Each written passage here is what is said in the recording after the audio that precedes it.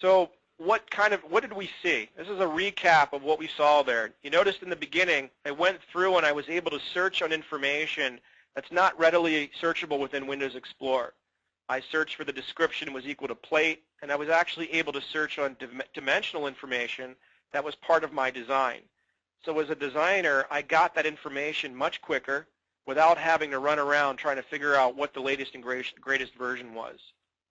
Once I found that information, I very quickly was able to copy the design using an out-of-the-box tool right with Vault, and it allowed me to copy the data I needed to replicate and reuse my other data so that I don't have duplicate parts sitting all over my installation. Once I duplicated that assembly, I made a change to it. So I modified the original assembly, and then I was able to reuse a piece of documentation that was done by another end user. So really, it's saving me downstream a lot of time from having to recreate documentation. When I was finished with that, I went ahead and I did a replace. So I took the tall assembly that I had that was incorrect, and I replaced it with the short one. And when I was finished, I secured that data by checking it in to Autodesk Vault.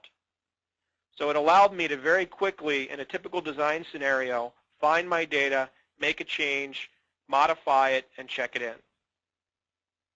So that's a recap of our demonstration. This was for the previous one. So if there's any questions, I think I can unmute your call. So if anybody has any questions, you can raise your hand.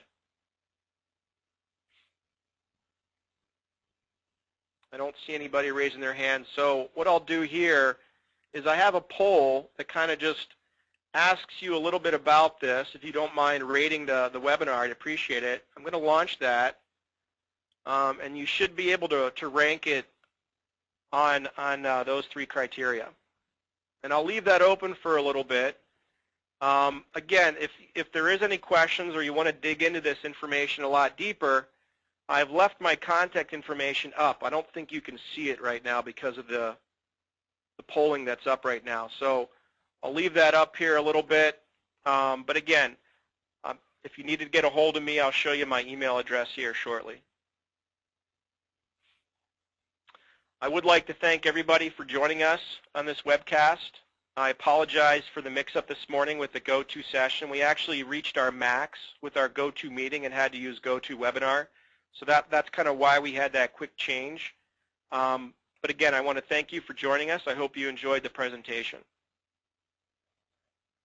And what I'll do here now is I'll close this poll, and my contact information should show up here. So if you wanted to jot that down real quick, feel free.